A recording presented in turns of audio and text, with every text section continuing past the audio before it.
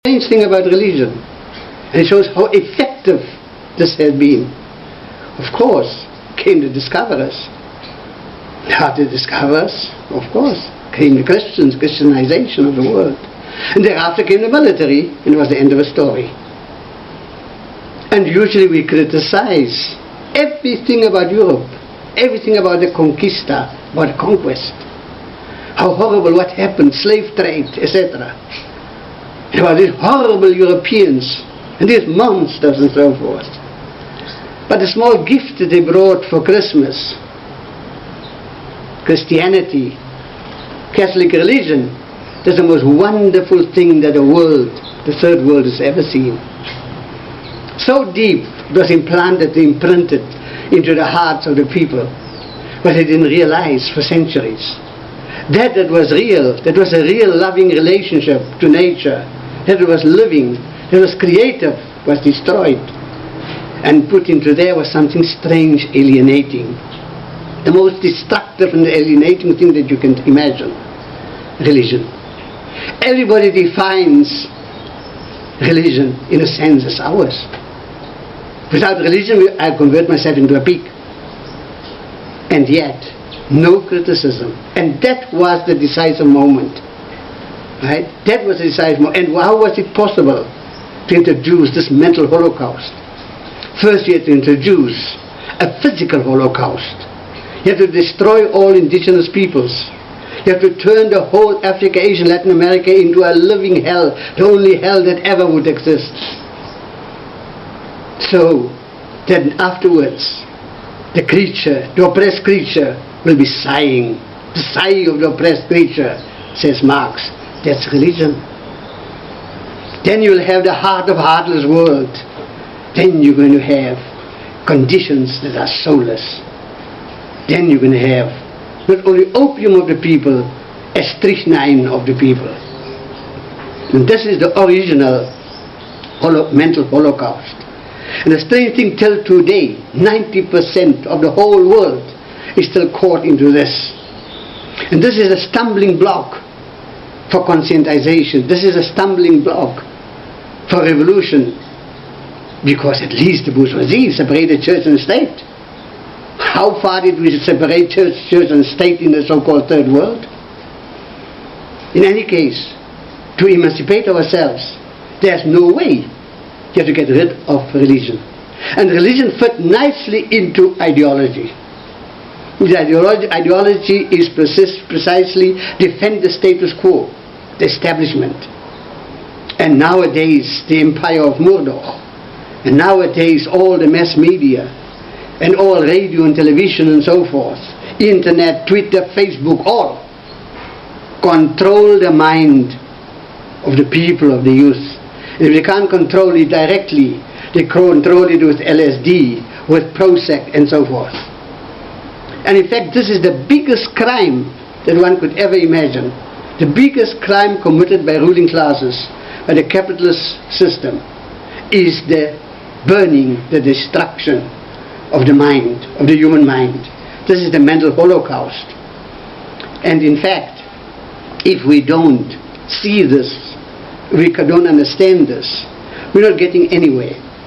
And of course the question is, in the 19th century, in the 20th century, and now the 21st century, does anybody really do something to get rid or to attack the mental holocaust? There's only one thing that attacks or can change the situation. Thinking. Only one thing. And it's not sufficient that the mind, the ideas, have to move to outer reality. Outer reality also has to be changed to move towards the ideas. Also, it's not only sufficient to interpret in various ways. That was time we interpret Marxism in the 19th century. Today we don't need Marxism, we know something better and so forth. We need neoliberalism and so forth and so forth. It's not a matter of interpreting different ways the world. It is to change it and to emancipate it. In fact, as Bertolt Brecht said it. Not that I've been a good person, look how good, look how much I gave to the poor and all the crumbs I gave to the poor. Right? Bertolt Brecht said it is not a sense of being a good person. You've been all your life good. Good in anything is ethics, and good is capital. But you have to leave a better world, an emancipated world behind. And that is, of course, now the thing about theory. Theory is what goes against bourgeois ideology. And ideology is clear, as I explained before. It's composed of ideas and logos. Ideology, behind ideology, is precisely guarding the system. It's precisely what you need for reformism, is to preserve, to conserve the system. And ideology, you don't need to think. Ideology comes from above. Like religion came from above, so ideology comes from above. But also, that is the horrible thing, the workers, the poor themselves can develop ideology. And you can actually see it because they are internalizing the ideology, and they themselves become guardians of their own exploitation, oppression, discrimination, murder, and alienation. At the highest level of alienation, alienation is the destruction of the human mind. Alienation is the end of the mental holocaust. And in fact, this end of the mental holocaust we had long ago already. In the 20th century, at the time of the biggest depression that capitalism ever had, at the moment is the second one, and this one is even bigger, in 1939, in those days, when in reality, German Nazism was preparing itself to conquer power. One thing, Hitler was clear. He was clear we had already success. We have controlled the mind of the workers. If you want to control the people, control its education. Education was already the ideas, the ruling ideas of the ruling classes. So cynically, now he says what everybody was saying. Look, the poor, look, those coolies, those niggers, those slit eyes, those camel drivers, they cannot think. They're beasts, they're animals, they are speaking tools, like Aristotle already said it. How lucky we are, we, the Herrenvolk, we, the chosen race, we, the people of Zion, we, the house of Israel. How lucky we are that people don't think. Well, then, if that's the case, then people start thinking. But the problem is that people who start thinking, they not only have to start thinking, they have to do the thing, think the thing, surpass the thing, all of, by, and for themselves. And not tomorrow, not in 50 years, here and now. Hic et nunc. This is the field where comes the struggle against the mental holocaust. This looks seriously on a world scale at this moment. This is nearly what does not happen. And we are really at the brink of a real disaster. It's not for a joke that the Americans and their fleets and Israel and all are in the East. It's not just for the fun of it to have some games in the Red Sea or the Chinese Sea or near Iran or near China. There is really a heavy, complex depression at this moment, and capitalism cannot survive. It's in fact in collapse. The only way it thinks it can help itself to have a longer lease of life, to increase a bit its agony, is to kill billions. Capitalism survived in the First and Second World Wars by killing at least 150 million. The level of its collapse, the level of its problems, it has to kill billions. In any case, they're talking about that already openly. Bill Gates, Microsoft, talking about it, dreaming about the days when the world population will be 2 billion. We know it.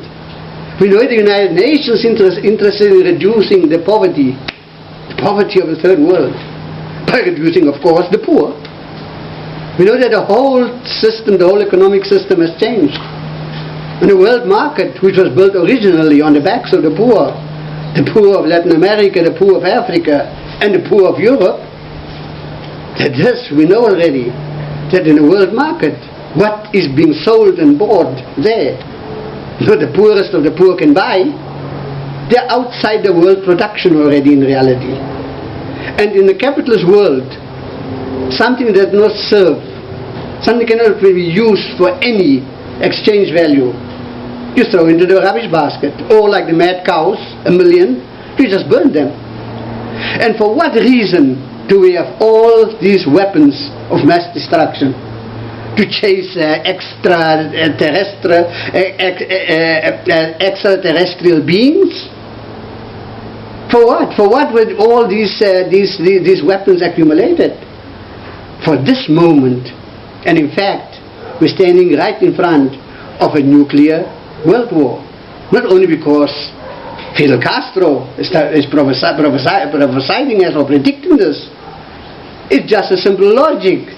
If we study capital, we study Marx, we know that all the conditions are there for this thing to collapse. The thing is so brutal, it has proved it in the past over all the years, and the brutality, as we said, and this is all what it's about, is a destruction of the mind. And something that does not think is a stone, and something that doesn't think is a zombie, is a parrot, is a Pavlov dog. And in fact, if we look what 90% of the people on this planet know about this planet, know what happened on 9/11, know what's happening in the Gulf of Mexico, know what happened in Pearl Harbor, know what is happening at this very moment in Israel, in the Far East, if they ever knew it. But the problem is, everything is clear, is there. And the result of the mental Holocaust is that even now, when things have changed themselves to total recognizability, as Kant would say, you can see, you can read all over the internet. The truth is there. There's no more a mind to understand, because the mental Holocaust has destroyed the human mind. Perhaps here and there 2 or 3 neuronas, they survive. It's our only hope to activate them and start thinking of, by, and for ourselves.